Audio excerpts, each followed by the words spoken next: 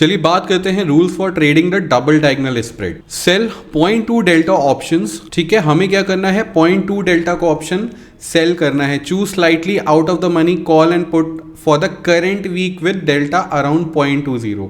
हमें 0.2 डेल्टा का call and put दोनों सेल करना है करेंट वीक का, ठीक है।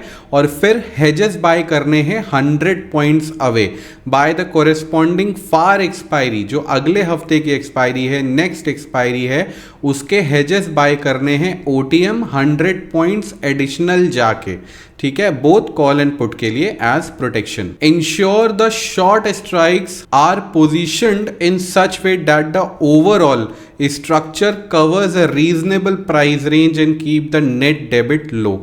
क्या करना है कि हमको एक मॉडरेट डेबिट रखना है, ऐसा भी नहीं करना है कि बहुत ही ज़्यादा डेबिट दे देना है ताकि हमें सेंटर में ज़्यादा प्रॉफिट ना बचे, और ऐसा भी नहीं करना है कि हमें ट्रेड क्रेडिट में बनाना है। नहीं, हम एक मॉडरेट ट्रेड लेंगे। अभी सिमुलेशन के जाते समय हम वो ट्रेड क्रिएट भी करेंगे तो आपके सारे डाउट्स दूर हो जाएंगे, ठीक। Monitor the premium of short legs, जो भी हमारी एक्सपायरीज के लेग, करंट एक्सपायरीज के लेग जो हमने शॉर्ट करे हैं उनके ऊपर हमें ध्यान देना है, ठीक है।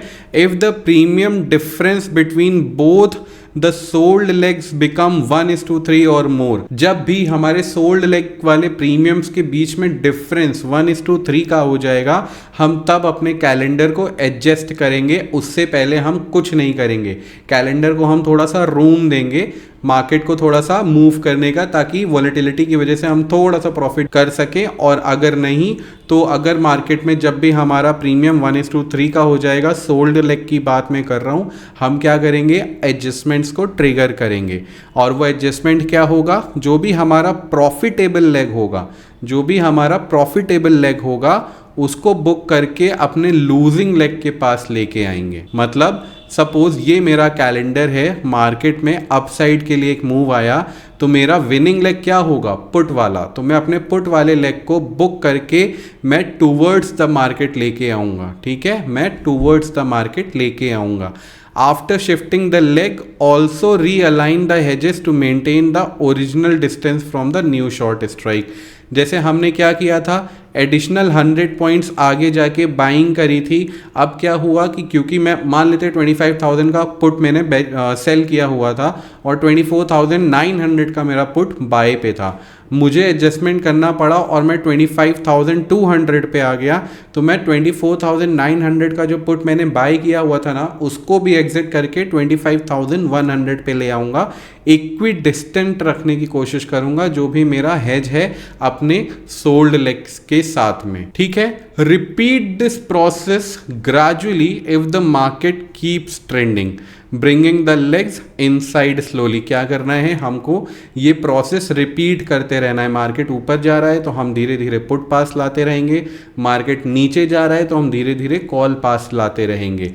और ये हमें कब तक करना है, until the short legs reach the same strike, जब तक कि हमारे शॉर्ट लेग्स दोनों एक स्ट्राइक पे नहीं आ जाते या वो स्ट्रैडल नहीं बना देते, तब तक हमको ये करना पड़ेगा लगातार। which will effectively turn the structure into a short straddle with hedges। ठीक है, हमने कब तक करना है, जब तक हमारा ये स्ट्रैंगल एकदम नैरो नहीं हो जाता, हमारी सोल्ड स्ट्राइक्स स्ट्रैडल नहीं बन जाती, तब तक हमें ये करना है along with the hedges. Hedges को भी 100 पॉइंट्स अंदर लेके आते रहना है। प्रॉफिट टारगेट की बात करेंगे तो book the profit if you achieve 1% return per week on the deployed capital. अब हमें इसे 1% पे एग्जिट कर देना है। और 1% के प्रॉफिट पे ही क्यों एग्जिट करना है, क्योंकि अब वीकली एक्सपायरीज में आपको 4 ही दिन मिलेंगे। वेडनेसडे तक आपको ये ट्रेड बुक करना होगा, थर्सडे पे आप ये ट्रेड लेके जा नहीं सकते, ठीक है। तो इसको हम थोड़ा सा पहले ही बुक करने वाले हैं, इसलिए अपने पास जब ज़्यादा टाइम नहीं है तो हम ज़्यादा प्रॉफिट के लिए फाइट भी नहीं करेंगे। Exit the trade early if the price breaches either of the short strikes aggressively और if there is a volatility spike। अगर बहुत तेज़ी से मार्केट में कोई बड़ा मूव आ गया और जो मेरे सोल्ड लेग थे, मार्केट वहाँ उन लेग्स को पार कर ले गया, तो आपको वो ट्रेड बुक कर देना है, बैठना नहीं है ट्रेड में, ठीक है। Aim to close the trade by Wednesday EOD और थर्सडे मॉर्निंग टू अवॉइड, ठीक है। हमें क्या करना है, ईओडी पे ट्रेड बंद कर देना है। अब थर्सडे आपको ट्रेड लेके जाना ही नहीं है, थर्सडे आपको ट्रेड लेके जाना ही नहीं है। और अगर आप लेके जा रहे हो तो आपके पास सफिशिएंट मार्जिन पीछे होना चाहिए, आपके पास सफिशिएंट मार्जिन होना चाहिए, क्योंकि एक्सपायरी में आपको मार्जिन का बेनिफिट नहीं मिलेगा कैलेंडर्स में। अब नोट्स की बात करते हैं तो avoid margin issues due to near expiry hedging, you can use buy weekly expiries for the short legs. अगर मार्केट में आपको लगता है कि 4 दिन आपके लिए बहुत कम है, 4 दिन तक में आपको बहुत बड़ी रेंज भी नहीं मिलेगी, बहुत अच्छा प्रॉफिट भी नहीं मिलेगा, तो आप क्या कर सकते हो, आप एक हफ्ता छोड़ के आप सेलिंग कर सकते हो और उसके आगे वाले हफ्ते में जाके बाइंग कर सकते हो। इससे आपको रेंज और प्रीमियम दोनों का बेनिफिट मिलेगा। अभी हम पे ऑफ में चल के ये चीज़ देखेंगे।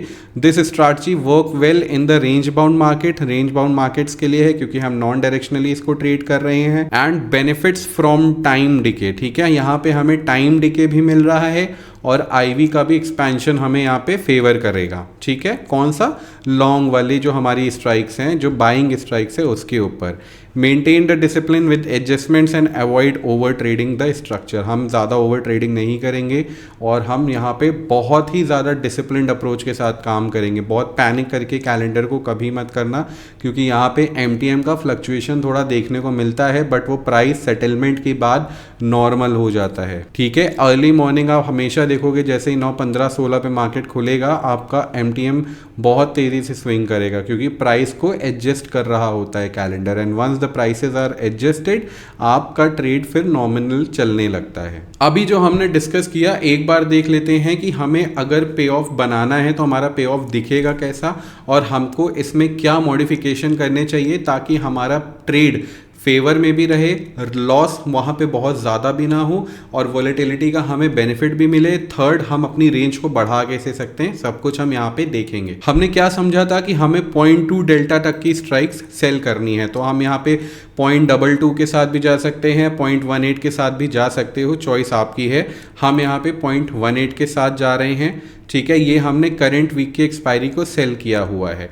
अगले हफ्ते की एक्सपायरी के साथ हमें क्या करना है, जो हमने स्ट्राइक सेल करी है उससे 100 पॉइंट बाहर जाके बाइंग करनी है। 150 है, 150 तो फिर 25,050 को बाय करेंगे और 800 है तो 25,900 को बाय करेंगे, ठीक है, 25,900 को बाय करेंगे, ठीक। इस तरह से हमें अपने ट्रेड को इनिशिएट करना है।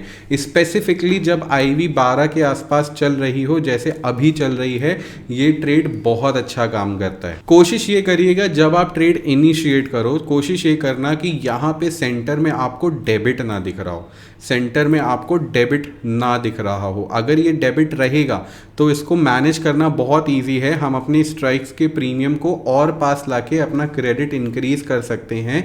लेकिन अगर आप एक बिगिनर हो तो सकता है सेंटर का डेबिट दिखे आपको ये चीज़ थोड़ी खटके, राइट। तो आप अपने डेबिट को थोड़ा सा यहाँ पे डिक्रीज कर सकते हो। डेबिट होने से 2 फायदे होते हैं, आपका T+0 लाइन बहुत आपको फेवर करता है।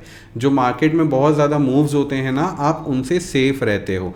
But at the same time इतना सारी चीज़ें आपको तब समझ में आएंगी जब आप मार्केट में कैलेंडर्स को करते हुए 6 महीने हो चुके होंगे, राइट। तो आप क्या कर सकते हो ना, अपनी स्ट्राइक्स को आइदर एक स्ट्राइक अंदर शिफ्ट कर लो या अपने बॉट लेग को एक स्ट्राइक बाहर शिफ्ट कर लो, ठीक है। तो आपका सेंटर का क्रेडिट मेंटेन हो जाएगा।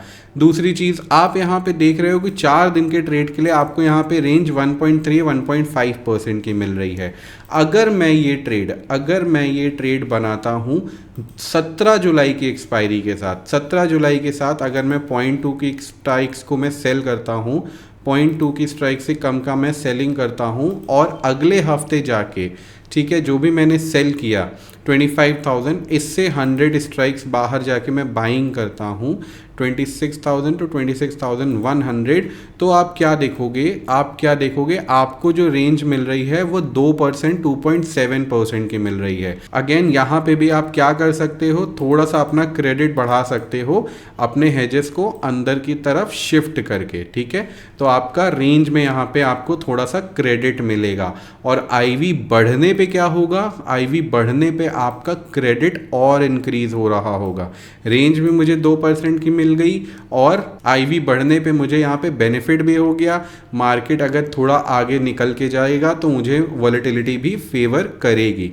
ठीक है, तो ट्राई करो आप अपनी साइकोलॉजी के हिसाब से कि आप वीकली ट्रेड ज़्यादा कंफर्टेबली कर सकते हो या बाय वीकली ज़्यादा कंफर्टेबली कर सकते हो। ठीक है, दोनों तरह के सेटअप में अपने ही पर्क्स होते हैं। बाय वीकली में रेंज बड़ी, प्रीमियम्स अच्छे, करेंट वीकली में थीटा डिके ज़्यादा अच्छा, बट रिस्क भी ज़्यादा। क्यों? क्योंकि गामा का इम्पैक्ट होता है। बाकी सारे क्वेश्चंस के आंसर आपको सिमुलेशन पे मिलेंगे।